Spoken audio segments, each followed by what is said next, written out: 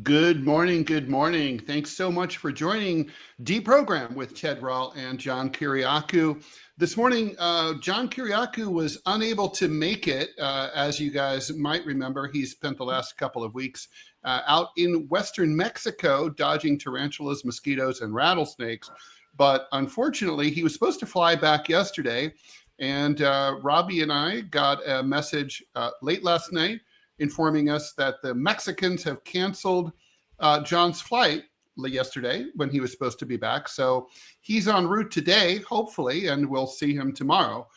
Thanks for joining us. Please like, follow, and share the show. Lots to talk about. We are here Monday through Friday, 9 a.m. Eastern Time. We will be back again tomorrow. That's the new time for the foreseeable future. The YouTube monetization problem has been resolved. Money is flowing again, but so feel free to do the what are those things called, Robbie? Super badges or super chats? Super so chats. You do super chats, or if you want to become a channel supporter over on YouTube, you can, just like what you can on Rumble. So it all works out. And if y'all see me leaning over, y'all get a good view of my shoulder. It's because I'm triple tasking. So I'm doing the day job, doing the producer work for DeProgram and TMI. So I kind of got a bunch of balls up in the air. So I'm not sniffing glue, boys and girls. I'm actually or living the Hunter Biden lifestyle. Yeah, no, I'm not doing that. No Eminem funness here. And thank you for that explanation, Robbie. Much appreciated. The email address and the PayPal address, should you be so motivated, and thanks to those of you who have donated very kindly, that's much, much appreciated, is deprogrampodcast@gmail.com. Today we're going to be talking about the jewel heist at the Louvre Museum in Paris. We'll be getting into the latest from the Gaza peace ceasefire, or perhaps lack of ceasefire. Israel appears to have broken the ceasefire. We'll get into that. Looks like the main story of the day is going to be regime change. Looks pretty clear, Robbie, that the Trump administration is out to overthrow President Nicolas Maduro of Venezuela. Now he's turning his attention to Colombia. And it looks like some of the victims, at least some of the victims here, aren't even drug dealers at all or drug smugglers. It looks like they're just fishermen. So unless we have beef with Venezuelan fishermen, we probably should reconsider that. Then George Santos, disgraced former congressman, has been pardoned or I should say commuted, not pardoned, by Donald Trump. He's out from prison after just 87 days. He says he wants to do prison reform, and I am sad that I'm going to ask John about this tomorrow. I definitely, as you know, the co-host of the DeProgram show, who's actually been to prison. I've only spent a couple of nights in jail. I don't know. I'm trying to think about that. In the U.S., I've spent, I guess, a total of 4 nights in jail. But that's not really 2 years in federal prison. So anyway, we'll be talking about prison reform and, of course, whether George Santos means what he says for the first time in his life. Robbie has been kind enough to triple task. Maybe we can add a fourth job to your to your tasks at the same time. You know, it's the American way. Everyone who has a job will have 3 jobs, and no one else will work at all. Of course. I mean, that is a good capitalist model, and so I find myself equal to the task. Excellent. Yeah, pretty funny. Houdini's like Montezuma's Revenge, I assume, relating to John. I think, I didn't ask about that. Tariq says, Trump moves fast on commuting and pardoning, except with John.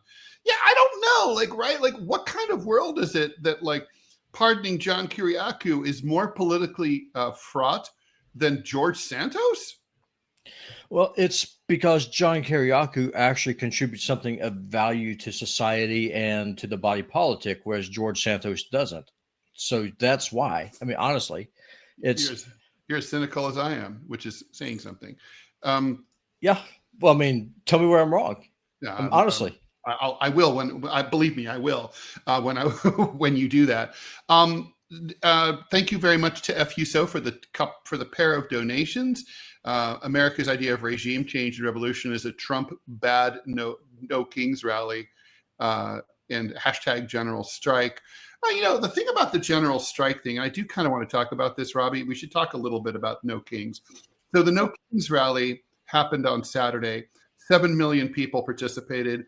I complained about it vociferously on my social media, talking about what a waste of time it was from a liberal point of view, because it's not going to do anything to slow down Trump.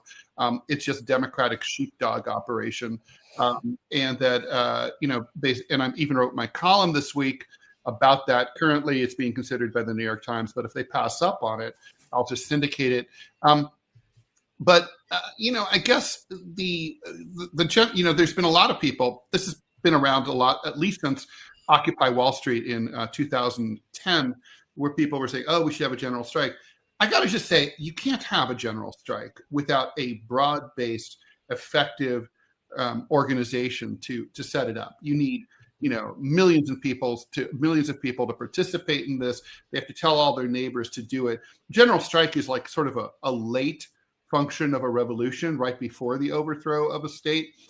We're nowhere near having a general strike. First, we have to have, I would argue, a broad-based left-wing militant radical organization, a socialist party type thing that could, I guess, be non-socialist, but it has to be a grassroots organization that is able to bring tens of millions of Americans together to do one thing. We don't have anything like that. So, we can't even organize in any respect whatsoever. So, how are we gonna do a general strike? I mean, that requires a level of militancy outside of the two-party system. Because let's face it, both parties are capitalist parties. They don't want you to stop spending or buying. Of course not. They want you to keep racking up credit card bills. They want that sweet, sweet interest payments. They want you to mortgage the future for the here and now. And I mean, that's, before I read your book, What's Left, I foolishly thought that there was at least something of a left here in this country, even if it's unorganized. And I've come to realize that there actually isn't. I mean, the closest thing that we have to a resistance, if you can call it that, is coming from the right. And to me, that is absolutely insane. Whenever you have the day where John Kiriakou and Ted Rall agree with Marjorie Taylor Greene about anything. True. I mean, that's wild, because that means you're starting to play on my side of the football field. And that's nice to see. And then we just start seeing the people the great one, Mark Levin, coming out and blasting them as the woke Reich, because they're reaching across the aisle and actually attracting support from the traditional American left. And they act like that's a bad thing. That just lets you show just how scared they are of a true populist movement that frankly ignores the old labels. And I love to see it. We have, this is worth mentioning. Rebellious Rainbow Unicorn points out over on the Rumble feed that No Kings rallies build solidarity and sharpen organizing skills. I mean, I guess if this is like a testing, 1, 2, 3 testing, but I would say that it's hard to say whether you're on the left or on the right, that this country isn't in a series of crises, right? We have a major crisis of affordability. We have a rising disparity of wealth. We have AI killing jobs right and left. We don't seem to be able to agree on what kind of country we want to be in a whole lot of ways. These are crises. And I don't think we really have a lot of practice time to figure out how to sort of, if we were going to organize and do something and make a demand, we should do it. I mean, the thing is, Robbie, the whole point of a protest, for the most part, is to make demands, right? That's the purpose, right? So in the civil rights era, let us vote, fuckers, right? If you're during the Vietnam War era, stop the war, bring the troops home. In the run up to the invasion of Iraq, don't invade Iraq. That's what the purpose of these are. I mean, the Unite the Right rally wasn't that, but that's because it was kind of a first time that all these disparate aspects of the alt-right were all getting together. It was more of a convention. That's what these No Kings rallies are like. It's more like they're like basically they're parties, they're happenings. It's sort of like the only demand was, hey, get to come out and have a good time, and maybe wear a funny animal costume. That's not a demand. But, you know, if you do that, the message you're sending, right, is if this is the anti-Trump opposition, well, what does the anti-Trump opposition? No kings? Donald Trump's not a king. Donald Trump doesn't want to be a king. The threat is authoritarianism if you're from the left, if you're on the left. And by the way, authoritarianism is not a Republican problem. It's a American problem. Right. You know, there's a lot of authoritarianism coming out of the Democratic Party, and you know, I'm an example of it. You know, when you know, Joe Biden shut down my employer, which was a media outlet, which is a pretty outrageous thing, and nobody cared, and that's even more outrageous that nobody cared. Yeah, well, I would take a step further. I think that authoritarianism, at least as we're talking about it in this context, is more of a Republican small r problem. No, whenever republics, whenever they start to break down, and the elected class, the ruling class, starts doing the bidding of the people who pay them as opposed to the voters, things just start falling apart. And then you start getting disorder, you start having problems, and that's when the people start clamoring for a strong man. Look at you, Augustus, and that's what you get. I think that's where, I mean, we're on a freight train to that location right now. I mean, if you're going to do a protest, instead of doing a no kings protest, how about you do a protest saying, Congress, do your job? That's actually making a demand. Little spicy generational conflict stuff. That used to be like a big thing I used to write about. It's how I bought my first house. So I'm very, you know, it's near and dear to me. My best-selling book, Revenge of the Latchkey Kids, back in the 90s. Rebellious Rainbow Reunicorn says, Gen X is underestimated by boomers. Boomers are too arrogant. Tammy Landegren said, I'm focused on the boomers who won't retire and the Gen Xers who have checked out. Let's get them back into the convo and retire boomers for the love of all that is holy. Well, that's not going to happen naturally, right? Nobody's going to retire just to be like a nice person and make room otherwise. But, you know, we can pass laws. We used to have mandatory retirement ages in this country. And I'm not so sure. And I'm saying this as someone who's got meat, I've got meat in the game here, right? I mean, I'm 62 years old, and mandatory retirement age when I was a kid was like 65. And honestly, you know, my body aches all the time. I could really see like wanting to be retired by 65. And, you know, I would love my kid to start thinking about having, his own kids of his own so I could spend time with them. I don't know that a mandatory retirement age is necessarily a terrible thing as long as we have a retirement system. I mean, the problem is that so many of us ended up with bullshit 401ks that don't give us enough money to retire on. We have defined contribution, but not defined benefit retirement plans. And I think the U.S. government needs to step up, stop sending money to Israel and Ukraine, and start taking care of its own people, including older people who need to be able to retire in order to make room for younger people. Otherwise, we're going to end up like France, where no one who's 21 can ever get a job. Well, that, and also have to fix the education system, because a big part of the problem is that the American population, as a whole, is just simply uneducated, and that is I've told you this on the TMI show. I think that is a feature. It's not a bug. They want the American people to be stupid, or at least undereducated, so that way you have all these entrepreneurs, oligarchs is the best thing to call them. Somebody said, we just don't qualified here. We got to open the gates, bring in just the hundreds of thousands of people using H-1B visas so we can drive down wages even more. So we've got to address the education problem and the H-1B visa problem before you even start thinking about a retirement system. Over on the YouTube chat, Robbie, we've got like some desire to hear like why on earth did Donald Trump pardon George Santos? We don't have to do anything in any particular order, as you well know. I usually just do the rundown and let John choose. So you're playing the role of John today. So George Santos. So George Santos, of course, I'm not going to get into who he is. Anybody who's watching this show knows who he is and what he did and how he ended up in jail.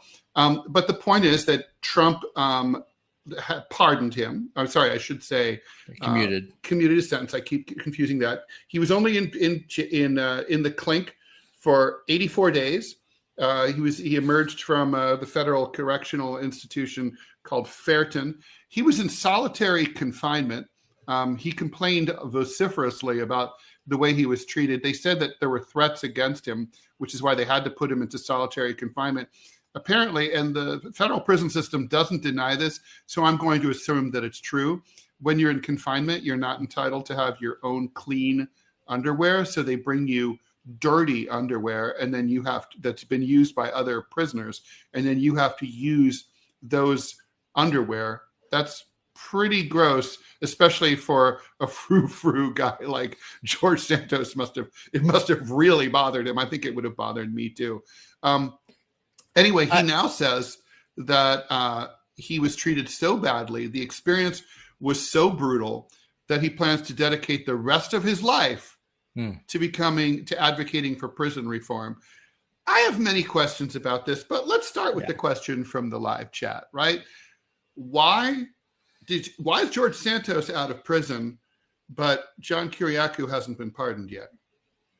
Well, like we said, I mean, John Kiriakou actually performed a public service. He is an enemy of the state. He exposed and embarrassed people in power, starting with John Brennan and working all the way down. George Santos ripped people off, which, let's be honest, that is what pretty much every politician right now does. They rip off the voters. If you are an insurance CEO, you rip off the people who pay their healthcare premiums.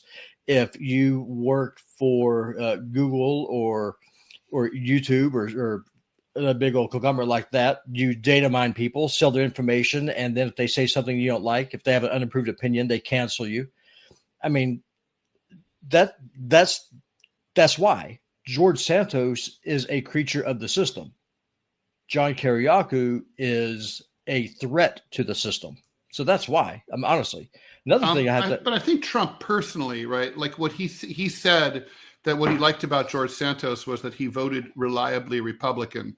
Yeah, so what? The message seems to be, right, this is about personal and party loyalty above all else. By the way, I had a colleague of mine who's a very gifted and one of my favorite cartoonists, even though he's far right, Mike Lester. But he was posting on his Facebook today, like, oh, what's with the Democrats threatening the life of their president, Donald Trump? And I'm like, Donald Trump's not their president. Donald Trump has made very clear that he's only your president if you're in the GOP and you vote Republican. He's not even your president if you're on the right and you're not a loyal Republican. You have to be a loyal Republican and a loyal Trumpy. Then he's your president. So, it's kind of like not that surprising that people might not view him as their president. Yeah, of course. I mean, I'm a creature of the right. I guarantee you that Donald Trump would count me an enemy if he knew who I was. Yeah, probably the worst kind, in the same way that Democrats hate me more than they hate Republicans, because they, I'm a traitor. I'm a vote that in a level of support that they ought to be able to count upon without having to work for me at all. Right? It's the same thing. Sure, completely. It's exactly that. It was just like, for example, if you are going to do omnibus bills as opposed to standalone bills, I'm going to oppose you on that. If you outspend what the Obama administration did, not once but twice, I'm going to oppose you on that too. If on one side of your face you're going to say, okay, I'm going to go to war with the drug cartels and secure the borders, but then you're going to start trying to do regime change wars in South America that just exacerbates the problem, I'm going to fight you on that one too. Mm-hmm. If you're going to use my tax dollars to fund a genocide in Gaza, I'm going to fight you on that too. And so I'm the worst kind of right winger there is. I'm one that I don't actually believe what the things that I say. Yeah, that's always problematic. Nobody really likes that in this country. By the way, if you're just joining us here, John Kiriakou is out because his flight from Mexico was canceled. And I assume he'll be back tomorrow. I can't even imagine that it would take more than 24 hours to get back. But, we will keep you up to date on that. Robbie, if you have an ad, by the way, we can. You could probably you have access to the stream and you can just read that at any time. I do. I'll go ahead and do it right now. Hold on. All right, go ahead and do that. While you're doing that, I will just address Real. Thanks for the contribution over on the Rumble feed. Last week, the EU announced that they were working with NATO on a drone wall to protect Europe. Are they dropping the facade of an economic union only? And how does this affect the Ukrainian plan to join the EU? Yeah, let me go ahead and read this real quick before you jump into that. Okay, cool. You've probably noticed Rumble is growing fast and it's not slowing down. They're building a real alternative to big tech that puts creators first and actually protects free speech.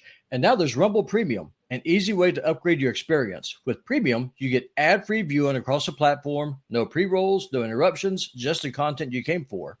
Plus, Premium members unlock exclusive content like bonus videos, behind-the-scenes drops, and more from your favorite creators.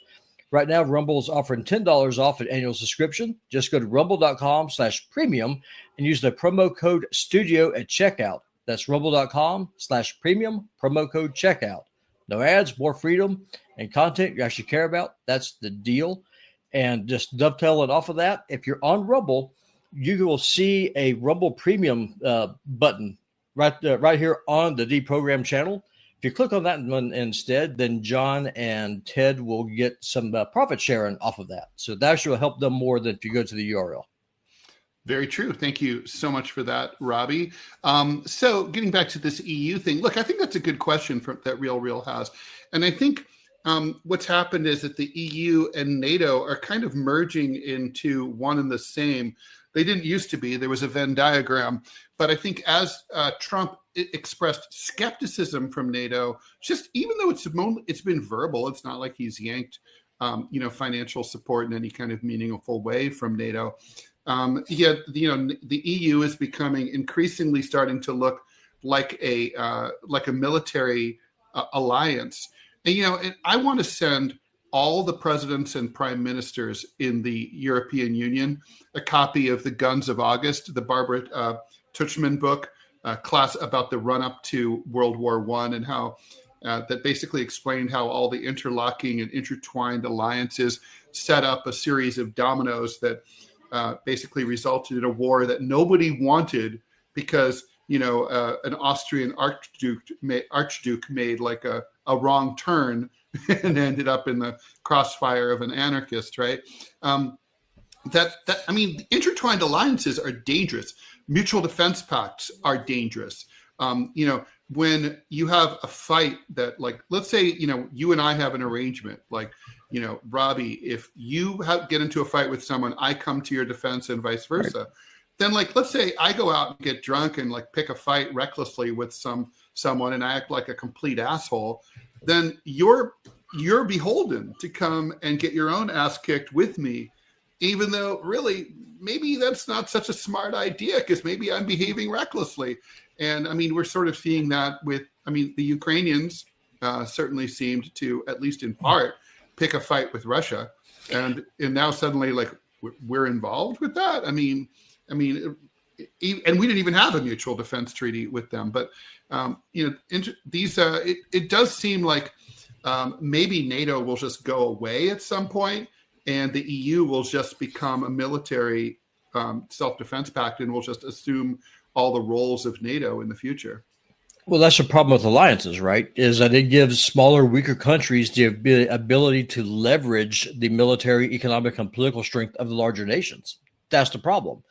That's why Israel is such a threat, is because it's this little pathetic country that's completely useless in any metric of the world. They have their economy is smaller than New Jersey's.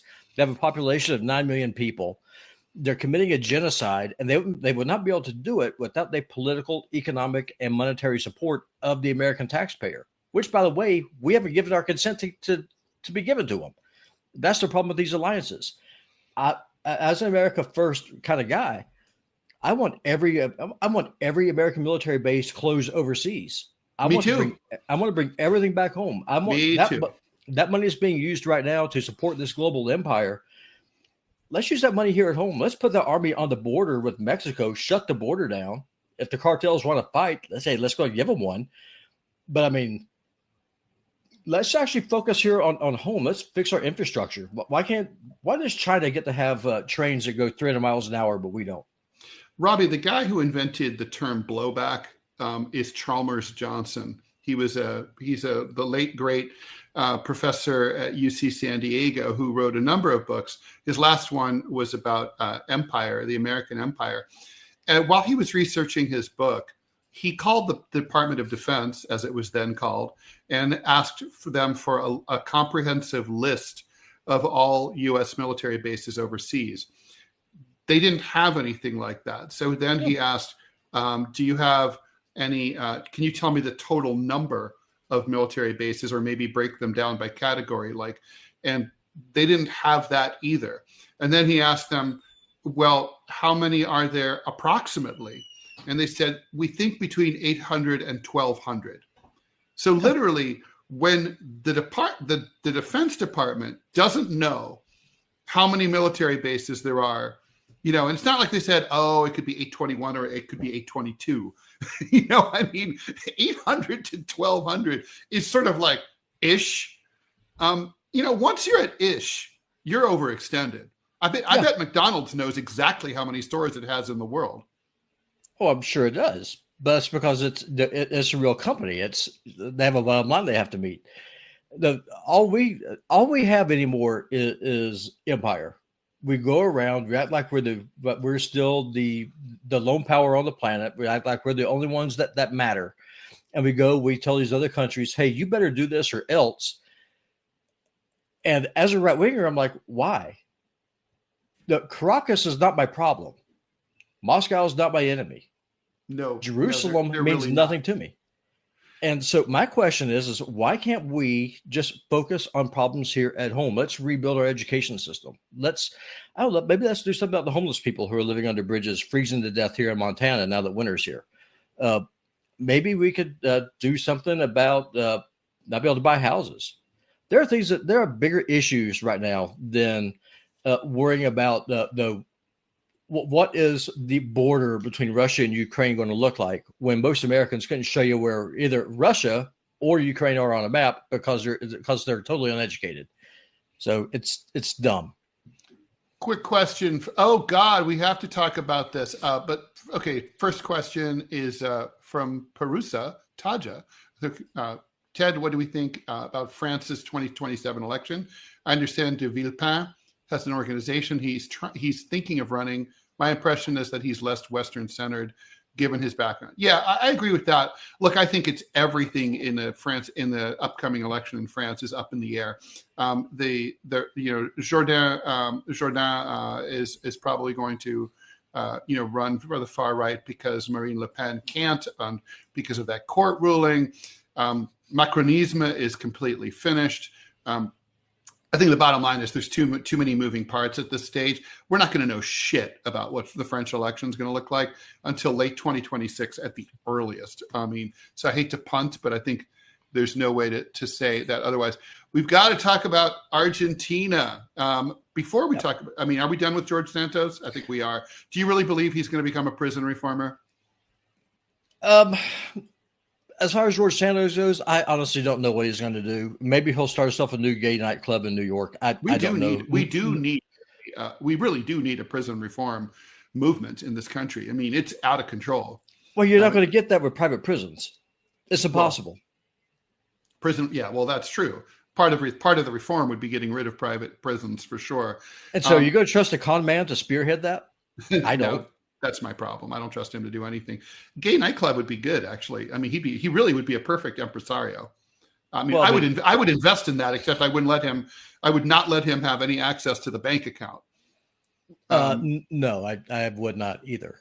But he'd be good at it. I do have a quick question real quick before we move on. About the question about, you said that this dude's probably going to run to the right there in France. Yeah. I've never been to France. I'm not French. On the political spectrum, are the far right in France as right as I am, or are they a lot more to the left than what I am? Like what is the right in France relative to me? Because that's the only kind of metric that I have to gauge it by. Well, the truth is that you'd have a lot in common. The right is very nationalist, France first. Don't worry about problems overseas and other parts of Europe. It's Eurosceptic. It's not necessarily ready to drop out of the European Union. There won't be a Frexit probably because simply it's too popular. The French like to be able to travel throughout Europe and work and own property throughout Europe without having to get special permissions, which is the way it used to be before. But the short answer is that French politics are far to the left of ours. So for example, the idea that climate change is actually happening is not in question on the far right. The only some on the right might say, maybe that's not a top priority in terms of the ways we spend money, but we agree that it's happening and it should be like a priority. Or also, basic things like they're not that, like, for example, LGBTQ rights, abortion rights, those things are not in question in France. Those are baked in. You're just going to have the overall assumptions of, like, for example, social programs. You should be able to retire when you're 62. If you are unemployed, you should be able to collect unemployment benefits. All of those things are baked in from left to right. So there's a lot of stuff that we debate about that we don't debate about here at all. So I think you would find yourself, outside of French politics. Like, for example. So I'd be chill with the Nazis then. Yeah, they might. The skinheads might flirt with you. Let's talk about Argentina. So okay. Nobody's talking about this. So Donald Trump is gay for the new president of Argentina, Mr. Milei. And so Mr. Milei introduced harsh austerity measures when he came in to try to rein in Argentina's notorious 100+% inflation rate. And now none of that has worked. And the Argentine economy is collapsing. And it requires or desires a bailout. Donald Trump is sending Argentina, his little butt buddy, $20 billion. Now, when I remember, I already know the answer to this question because when this story broke, I texted it to you and I said, does this sound like America first to you? And you answered, no, there's nothing America first about it. How is it that this is like not being commented on? It's not being commented upon by anybody. First of all, let's go with your side of the aisle here. The right is not talking about this. And I mean the right that is sometimes with and sometimes not with Trump. Right. Is how come this story is just not on the radar? It's so insanely, hypocritical. I think just because a lot of people don't really understand what it is. Here in Montana, it came up. It actually was in our local newspaper because one of the things that Trump's talking about doing is buying a bunch of Argentine beef.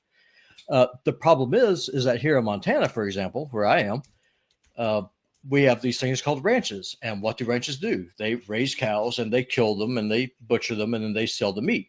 So that is a direct threat to the Montana beef industry. So now you have a lot of people here, and also in Wyoming and the Dakotas.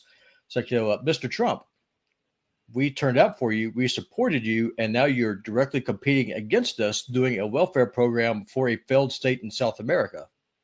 How is this America first? I think that's kind of where it is. I think it's probably more of a regional issue. Like if you're on the East Coast or the West Coast, you don't really care about where your food comes from. It's a non-issue. It's just another bailout package. But if you come from an agriculture state like what I do, it's a big problem. And not only is it a problem, it's also a betrayal. And then as for the left side of the aisle, or maybe more accurately, the liberals and the Democrats, I think they're not saying shit for the simple reason they could use this to beat up Trump, but they're such globalists and internationalists that they would do exactly the same thing, albeit maybe not to Argentina, but maybe to another country. But they love sending U.S. taxpayer money to other countries while Americans are sleeping on the street and getting evicted from their homes and unable to afford to send their kids to college and, and worried about getting Christmas gifts for their kids. They don't care. They're literally, This is U.S. taxpayer money. In other words, it's sucked out of our paychecks, and then it's being sent to basically fix the mistakes of a fucking economic moron in South America.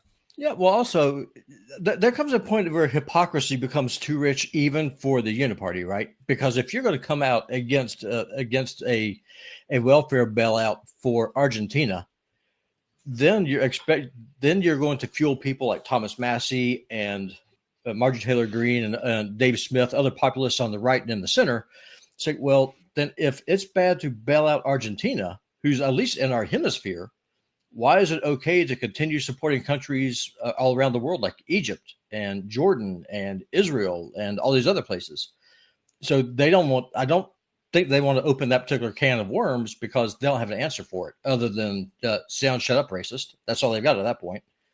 Robbie, let's since we're in Latin America, let's talk about Venezuela and Colombia. So I don't know if you saw the story in the Washington Post. I've got a question for me real quick from Martina. I'll go and answer this. Robbie, if it's a betrayal, how will you vote next time? I will vote next time like I did this time. I'll vote third party. I voted for Dr. Shiva in the last election. I was the only person in Montana who voted for Dr. Shiva. I'm sure that's true, and that can be verified. You can look it up on the website of the Board of Elections for the state of Montana. He had one vote. That was me. That was you. All right. So the Washington Post had a late-breaking story that basically belied Trump's claim, all of Trump's claims about the boats that he's been blowing up off Venezuela. Trump has said, first of all, that these are members of a Venezuelan gang called Tren de Aragua. The insider information from inside the Pentagon shows there's no evidence whatsoever that that's true, that zero of these boats or people were affiliated with Tren de Aragua. They're from Venezuela for sure.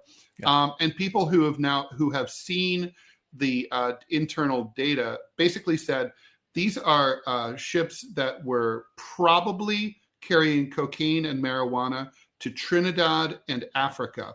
Nothing coming toward the United States. None of them carrying fentanyl at all. Venezuela doesn't make fentanyl in significant or even any quantities whatsoever. So this is all a cover-up. And the person who was the source for the WAPO story said it was very clear from reading all this that this is all an attempt to do just regime change against the presidency of Nicolas Maduro, the socialist, who's in the Hugo Chavez mode, albeit, maybe less charismatic. And now things are moving over to Colombia, where over the weekend, U.S. forces blew up a boat that was supposedly tried that basically was being used by the National Liberation Army, which is a left-wing resistance group against the current government of Colombia. And now he's calling President Petro, Trump is, an illegal drug dealer. And Colombia, in the meantime, called this murder on the high seas. And of course, which that's true. It is true. And basically the question is Donald Trump now trying to regime change both Venezuela and Colombia? And how would blowing up these boats do that? I mean, I don't see, you can blow up all the boats in the world coming out of any country. I don't see how that's going to topple your government. Well, what it does, it will just show just how weak the governments are. I think that's really what it is. They're just trying to cause domestic pressure, just trying to say, hey, look, he can't keep you safe. And also, I mean, people fish because they want to eat, right? So if you start making it harder for people to be able to start bringing in food, that could cause problems to already kind of go through sanctions. A better question is how's this America first? Again, Congress, where are you? If we're going to go to war against not one, but two countries in our hemisphere, maybe Congress should actually do its job and declare war. Second of all, if you're like me, and if you want immigration to end and you're concerned about migration, then probably starting a war in Latin America is probably the last thing that you want to do, because that gives you more of what you don't want.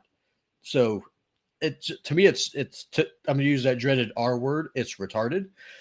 And if Trump was really concerned about drug cartels, Mexico is the problem. It's not Colombia. It's not Venezuela. It's Mexico. And that's much easier. As John pointed out last week, the relationship between the U.S. and Mexico in terms of sharing intelligence is too intimate to, ironically, right? We're so close to them that we can't ask them to do anything about their cartels, the ones that are actually fucking with us. This is that stupid joke that I always like to tell about the two cops who chase the suspect, and the suspect runs down a scary dark alley, and the rookie catches up to his experienced veteran, and he's like, "Why are you out here in the street looking for him when he ran down that evil dark alley?" And he goes, "Feels better to look out here." It's like it's easier to blow up Venezuelan and Colombian speedboats. By the way, we're starting to get some evidence. Manila on TMI had pointed this out. It's only going to be a matter of time before someone's mom is going to step forward and say, "That's my son. He was a good boy. He was a fisherman." That's starting to happen now. It's already happened with a few of the victims of these killings. We're going to end up at some point with some enterprising international lawyer is going to end up in The Hague at some point, filing charges against the U.S. and against Donald Trump for the murder of their kid, who's a fisherman, right? I mean, that's going to happen. Yeah, well, so what? Just ignore it.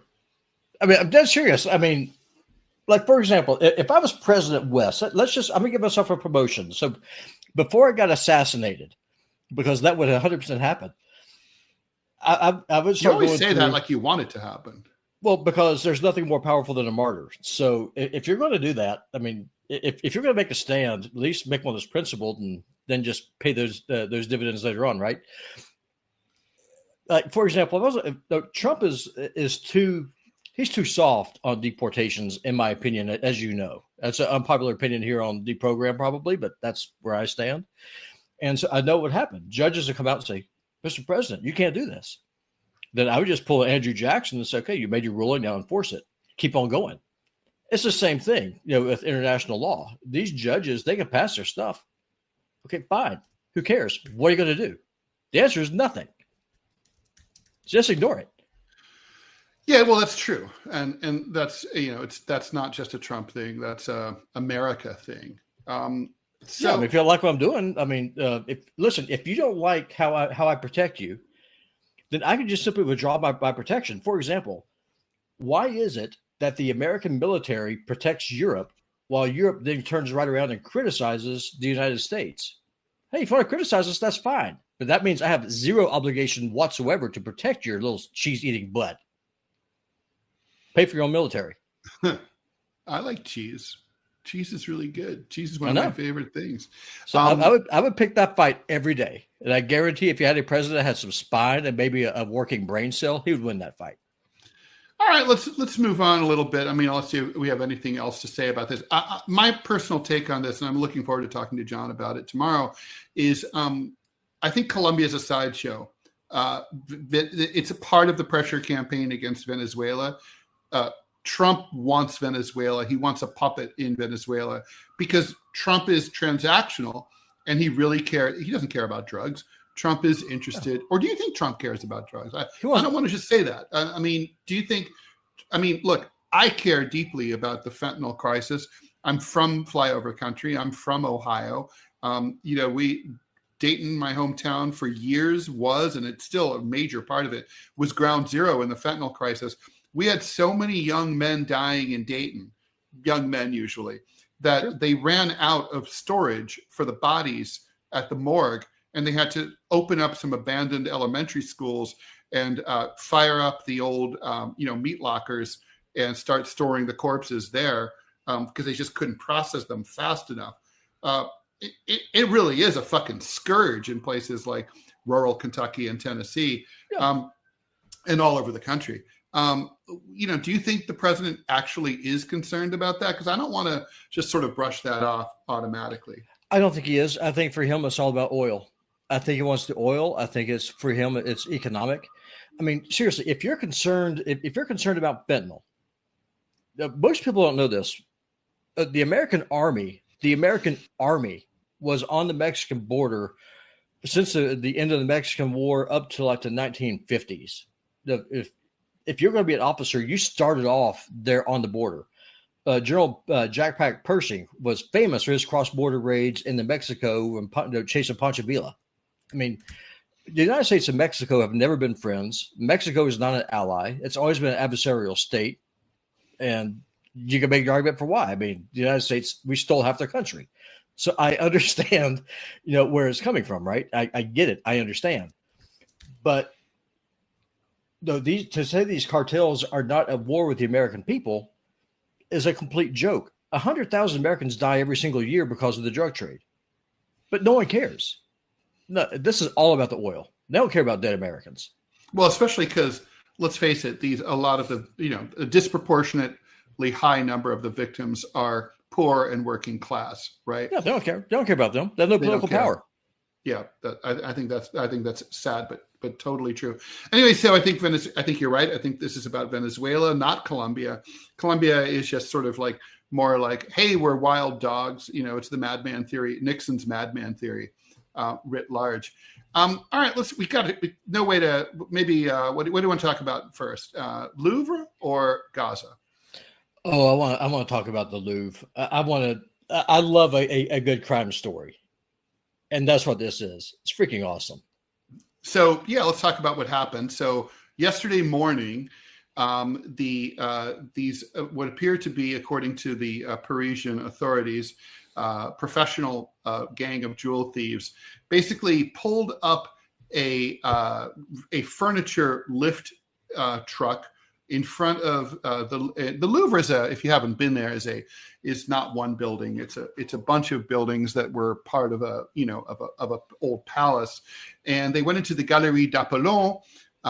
They basically pulled up next to it. And they call it a first floor, but in Europe, the first floor is really the second floor. The rez-de-chaussée is the first floor. They went up to the second floor, we would say in America, and went up through the window, broke the window, came in. They used metal and glass cutting machines. It all happened very, very fast, right? It was all over in 7 minutes.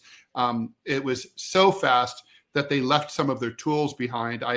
Apparently, the cops, I don't know if they're bluffing, claim that DNA was recovered. If so, that would be sloppy, because you would just think that anyone who's a professional would be aware of that, would be covered from head to toe with like long plastic gloves and so on. Right. But anyway, they left behind some equipment, and they also dropped a 1,354 diamond crown while they were on their way out. The alarms are going off.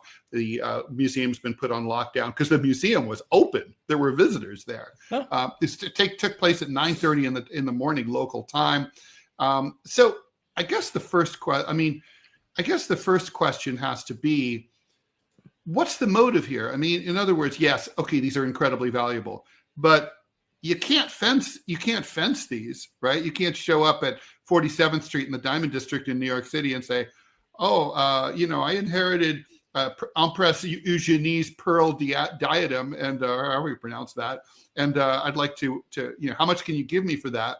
So the only, as I can see it, you sell some Middle Eastern sheikh and call it a day. I was going to say it's either a private collector who's going to keep it in their home, never to be seen by anyone but their closest friends, or they're going to tear it all apart and recut all of the gems, right? One of those two. Sure. Between the two of them, because one of the things about jewelry, at least my understanding, the only jewelry I have is my wedding ring. So I'm going to show my ignorance here. My understanding is that people like jewelry because of the age, the artistry of it, not necessarily just because of the materials of it. Because if all you wanted was just, like, say, the gold, why'd you knock off the Louvre? Why not just go rob a regular old jewelry store and melt down that gold? So I think it's because they wanted these historical gems. They're famous. I think this is for a collector, probably some dude with a rather robust and happy camel herd in Dubai or something. I agree with you. Everything you just said, I totally do. And this is, so of course it's funny, right? Because it's like, okay, so then the sheikh dies, right? Someday. Right. And then what, right? Like, do the kids just say, Dad, he was a wacky one. Yeah. And then that becomes your secret too, I guess. Yeah, of course. Unless you're a prince, you have diplomatic immunity. You say, look what Grandpa got back in the day, and just sit him right there, just right there in your living room.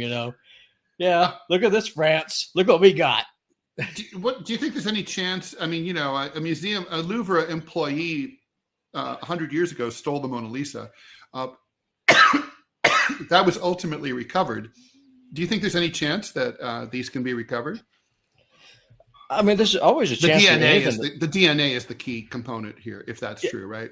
Yeah, if it's true, because if you're a professional, I mean, you're going to be covered head to toe. You're going to do all the things. You're going to shave you're going to shave hair. you're going to shave everything. You're going to go in there. You're not going to have any. You can't leave a whisker behind, right? Yeah. People shed a lot of hair. We don't really think about that, right? But like the average person sheds something like 60 hairs off their head every single day. You know when you're stressing out, running up that furniture lift at 9:30 in the morning. Why'd they do it then? Why do you think they didn't do it in the middle of the night? Maybe because nobody's expecting it then? Well, it's that. Not one of the things I would really be interested in is. I'm curious about the getaway. I mean, think about it. They drove off probably, I'm going to guess, probably on scooters because that's the fastest way. But the thing is, Paris is lousy with cameras. Oh, kitty. Yeah, it's lousy with cameras, right? Yeah, here's the cat. The cat has to come in and say hi. Oh, if that's how it is, we're going to have a cat off. Yeah, let's do it. So your cat's prettier. Now, I think that probably what they were doing, like if I was going to do this, cat off. Because again, I like to read a lot. I would say the traffic patterns around the place I was going to knock over.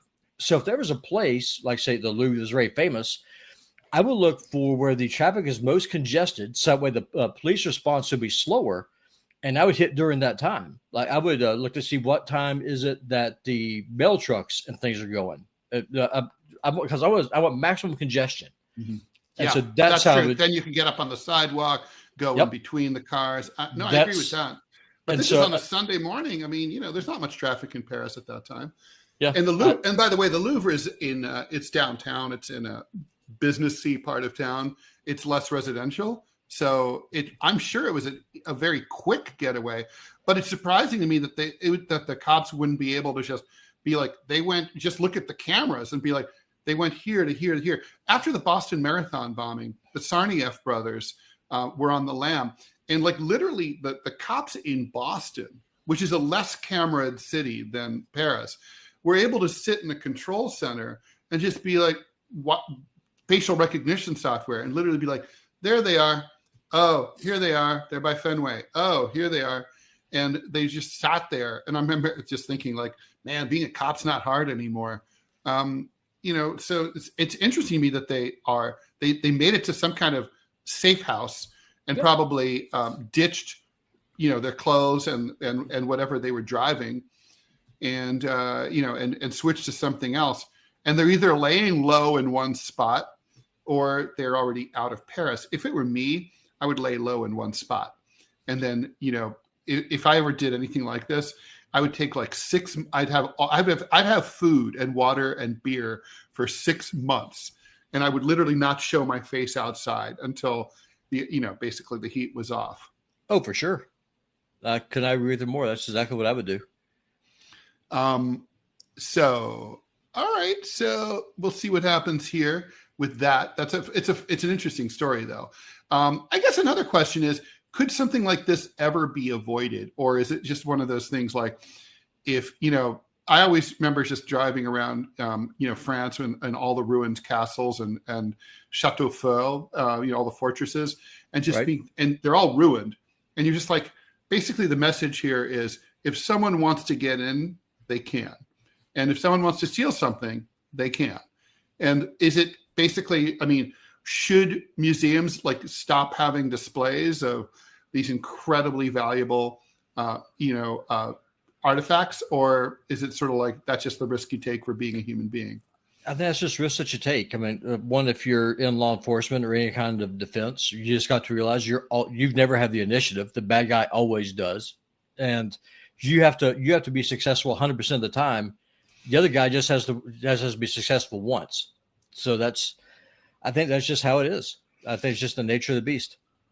And I guess, 5 minutes left. Let's talk about Gaza. So ceasefire agreement was signed last week. Right-wingers spent the weekend decrying the refusal of liberals to give Trump credit for achieving peace in the Middle East. But it looks like the liberals were right because we don't have peace in the Middle East. Ceasefire was broken. Apparently, 2 IDF soldiers were killed along the so-called yellow line of partial withdrawal in Rafah in southern Gaza. And basically, Hamas said, look, that wasn't us. We lost touch with our fighters in southern Gaza months ago, which frankly, their story seems very credible to me, given just the way Gaza looks right now, and given the very lengthy response and of explanation that Hamas made. It's sort of the subtext of that is, listen, that really wasn't us. But nevertheless, the Israelis retaliated and launched airstrikes throughout Gaza. They killed at least 44 Palestinians. But that said, I want to talk to you a little bit about the coverage of this. So the New York Times and AP and other outlets said, Israel tests ceasefire. Wouldn't it be more accurate to say Israel breaks ceasefire? Yeah, because they did. They 100% broke the ceasefire. Why can't they say that? Well, it's kind of like with the whole George Santos thing. You can't go around and start telling the truth because then you got problems. So it's just what you do is that you just double down on the doublespeak. It's just like, oh, we're just going to test it. We're going to see what we're able to do. We're going to see how's Hamas going to react to this. What's the fallout going to be? What's Trump going to say now that he's talking to Zelensky? What can we get away with? And the answer is they can get away with whatever they want because Trump is on his knees as usual. And Israel, I do not see this ceasefire holding. Israel wants to ethnically cleanse the Gazans. It wants to ethnically cleanse the West Bank. They're going to do what they're going to do. And it's in Bibi's political interest to keep this war going because as soon as it ends, his goose is quite literally cooked. He knows this. So this isn't going to end. That is correct. Do we have any ads? We possibly do. Hold on one second. I'm getting the TMI show set up right now. Let me go ahead and take a look. Okay, you go do that. Never mind the ad. You go do TMI because we're out in 3 minutes. So yeah, I mean, look, I think I agree with your analysis about Israel. They do not want. They've broken every ceasefire up until now. I think Hamas wants this ceasefire because it knows it has Israel exactly where it wants it, at a low point of international public opinion. And they're just hated and reviled by everyone. And I think they want more than anything, a foreign media to come in, start talking to Palestinians about their horrific experiences throughout the war. And they're going to start digging up those pits. I mean, think about the ambulance crew that was intercepted by the IDF. They were summarily executed and dumped into pits. None of this would have ever come to pass or come to light. This is how I should more accurately, if it hadn't been for one of the victims keeping his cell phone running in his pocket while he was being killed and buried alive. That basically was, that's how we know. That's one thing that we know. And if we know one thing like that, there's, 50 more. There's tons of My Lai massacres that happened in Gaza. We've got to wrap it there. Thank you so much, everyone, for watching DeProgram with me, Ted Rall, and Robbie West filling in for the, I don't say vacationing, traveling John Kiriakou. John Kiriakou will be back tomorrow. We're here Monday through Friday, 9 o'clock Eastern time. Please share, like, follow, subscribe to the show, and do watch us over on Rumble, where we tend to make more money. Money's actually finally starting to trickle into our bank accounts now after all this time. Really, we just literally saw a dispersal yesterday, so that was really great. Please stay tuned if you like this. You might like the TMI show with me and Manila Chan. We have a bit of a lighter approach to the news, and we tend to do stories that are a little funnier and quirkier. We're going on the air right now. See you tomorrow, and take care, and bye. Thanks, Bye-bye. Robbie.